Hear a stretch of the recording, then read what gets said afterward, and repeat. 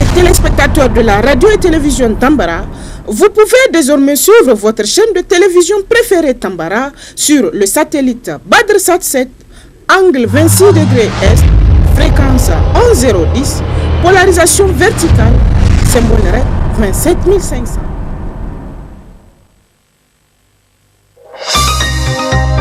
Suivez le journal avec STM Transport Voyageurs, une nouvelle façon de voyager.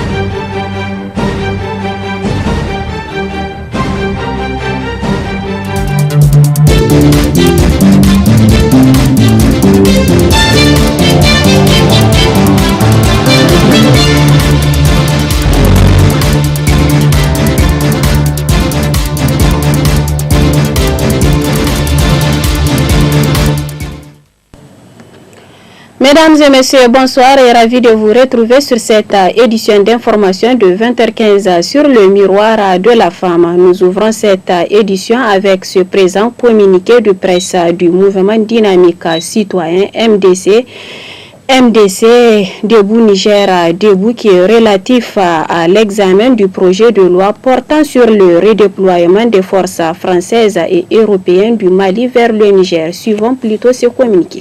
En principe, c'est ce vendredi 22 avril 2022 que la représentation nationale examine le projet de loi portant sur le redéploiement des forces françaises et européennes du Mali vers le Niger. Malgré les vives contestations populaires, la démocratie se porte très mal au Niger alors qu'elle représente le gouvernement du peuple par le peuple et pour le peuple. Sinon, comment comprendre qu'au XXIe siècle, que la majorité au pouvoir issue de sa position pour délibérément imposer au reste des Nigériens sa volonté en autorisant pendant des années l'installation des bases militaires et c'est en violation de la loi de la République. Comme si cela ne suffisait pas et sans qu'on ait un bilan positif des forces déjà existantes, voilà qu'on nous annonce l'arrivée de toute une force qui a déjà montré ses limites en matière de lutte contre le terrorisme dans un pays voisin qui en avait grandement besoin. Pour ainsi dire, si réellement la mission de ces forces était de nous sécuriser et stabiliser le Sahel, une partie du territoire malien ne serait pas des mains des forces obscures pendant près d'une décennie. Comme nous ne sommes pas jaloux de notre souveraineté et que notre pays reste apparemment le seul de la sous-région à être fier de sous-traiter sa sécurité. D'ailleurs, ce qui facilitera que le Niger reste sous tutelle afin de permettre aux nostalgiques de l'indigénat de revivre leur passé glorieux. Ce qui est sûr et certain, le pouvoir central tout comme les États occupants sont conscients que le peuple nigérien, dans sa grande majorité, rejette catégoriquement la présence des forces étrangères sur notre territoire. Les Nigériens méritent-ils réellement ce triste sort que lui réserve ceux-là qui pensent être l'expression de sa volonté? Certainement pas. À l'allure où volent les choses, il appartient au seul peuple de se tenir debout pour se rendre justice en défendant sa souveraineté qui constitue son unique fierté. C'est pourquoi nous appelons les députés nationaux de ne pas oublier leur serment pris devant Dieu et le peuple en restant attachés aux valeurs républicaines et à la souveraineté nationale chère au peuple dont ils sont issus. Les forces vives de la nation épris de paix et de justice de constituer un front pour faire échec à ce projet de mise sous tutelle de notre pays et du bradage de ses ressources. Fait à Niamey le 22 avril 2022, MDC Debout Niger Debout. De presse du mouvement dynamique citoyenne Debout Niger Debout. Justement, à l'Assemblée nationale, les parlementaires ont examiné et voté le texte modifiant et complétant l'axe 1 de la déclaration de politique générale du gouvernement Présidé sous la présidence de Séni Oumarou, président de l'Assemblée nationale et du commissaire du gouvernement Oumoudou Mamadou. Nous y reviendrons dans notre prochaine édition. Les jeunes volontaires pour l'environnement du Niger, JVE, a procédé ce matin 22 avril 2022 à la remise des attestations du concours qu'il a lancé à l'occasion de la journée de la célébration de la journée mondiale de la terre fêtée chaque année à la même date. Plus de détails dans ce reportage signé Ibrahim Abdelkader sur les images de Abnasser Abdou. Ce 22 avril est organisée la journée de la terre à laquelle s'ajoute l'adjectif nourricière. Un événement à l'échelle internationale célébré depuis 1970 par plus de 200 pays, destiné à sensibiliser la population à une économie plus durable qui bénéficie à la fois à l'humanité et à la planète. C'est ainsi, au Niger, l'organisation Jeunes Volontaires pour l'Environnement a fêté cette journée à sa façon dans ses locaux à travers un concours de photos du meilleur geste de protection de l'environnement du Niger. Ce concours sur les meilleurs gestes écolos que nous avons lancé rentre dans le cadre de la célébration de la journée mondiale de la terre. Donc ça fait depuis 1970 que cette journée a été dédiée pour promouvoir un peu la préservation de l'environnement, pour sensibiliser les communautés, en tout cas la population partout dans le monde, à prendre en compte les enjeux liés au développement durable et surtout la préservation de l'environnement. Donc c'est dans ce cadre que cette année, pour marquer la célébration, JVE-RJNCC, nous avions lancé un concours des meilleurs gestes écolos. Donc durant 2 semaines, nous avons reçu une trentaine de photos qui ont été sélectionnées par un jury et la cérémonie d'aujourd'hui permet de récompenser en tout cas les 3 meilleures photos avec un kit solaire et puis une attestation pour marquer davantage aussi l'engagement de la jeunesse à la préservation de l'environnement. À l'issue de ce concours, 3 candidats, dont un dans la région de Difa, se sont fait remarquer. Nous avons classé les photos de façon aléatoire de 1 jusqu'à 28. Et c'est ainsi que la photo numéro 10, n'est-ce pas, qui a été prise par monsieur Amadou Soumana Oumarou, a reçu un total de 17,5 points. Donc qui est la première photo.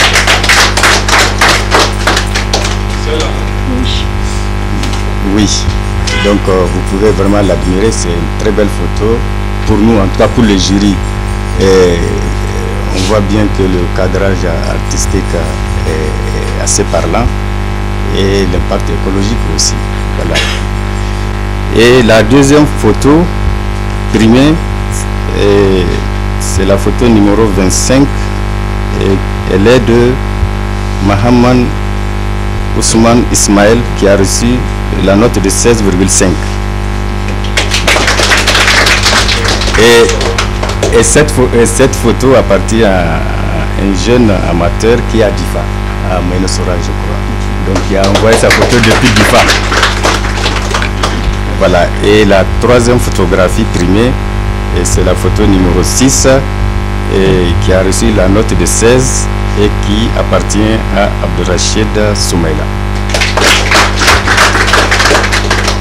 Après la remise des cadeaux aux différents récipiendaires, Oxfam, l'une des organisations qui soutient toujours cette jeune structure, par le biais de son représentant, s'est également confiée à nous. Parce que cette contribution à défendre l'écosystème, à défendre en tout cas la terre qui nous nourrit, hein, et que nous n'arrivons pas à la nourrir, et que nous devons faire beaucoup d'efforts pour effectivement la nourrir.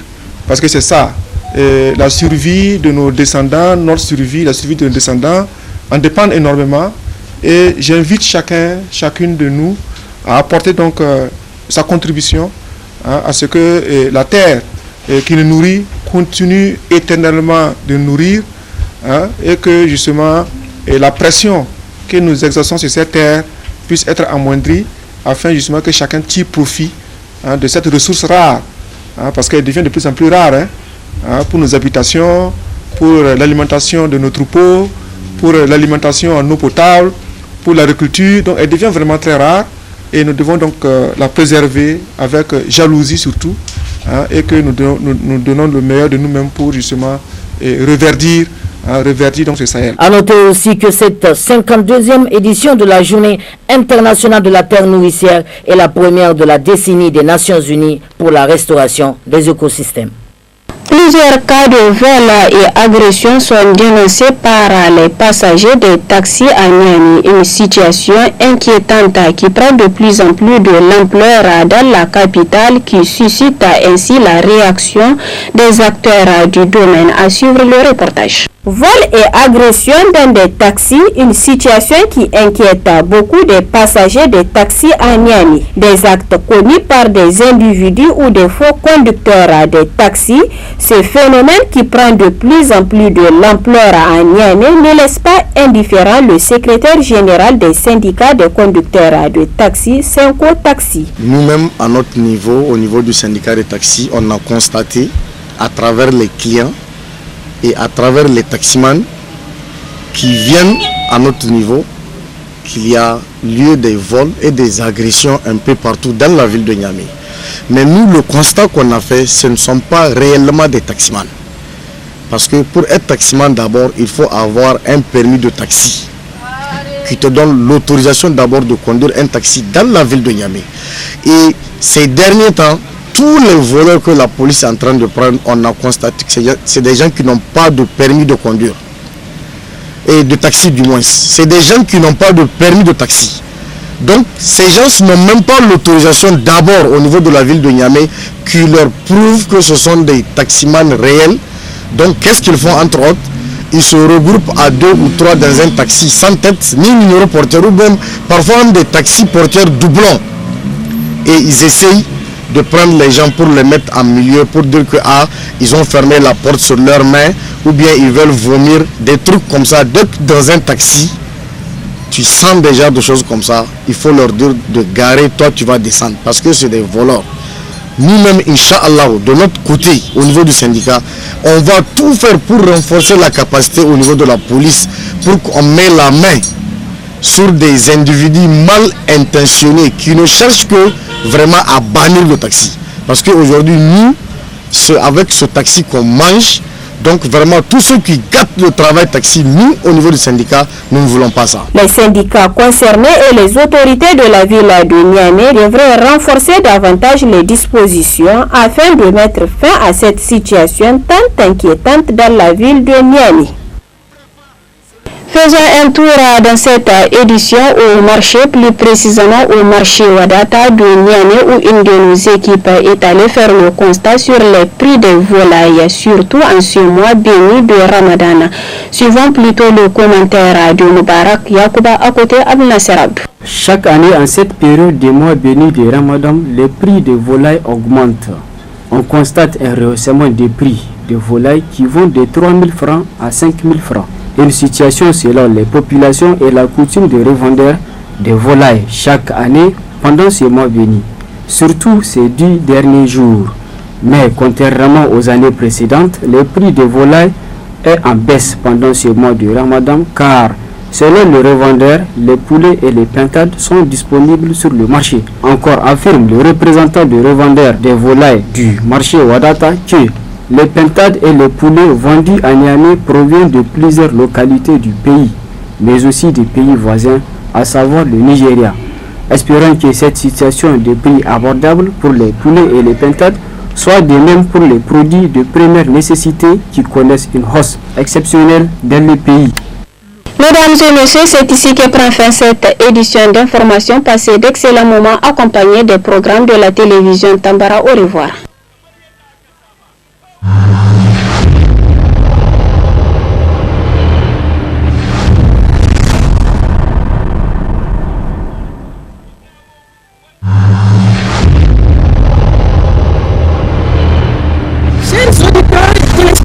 De la radio et télévision Tambara, vous pouvez désormais suivre votre chaîne de télévision préférée Tambara sur le satellite Badrsat 7, angle 26 degrés Est, fréquence 1010, polarisation verticale, symbole 27500.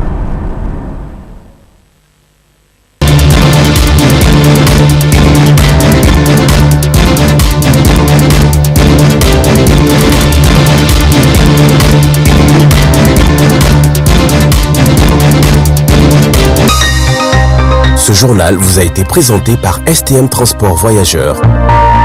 Une nouvelle façon de voyager.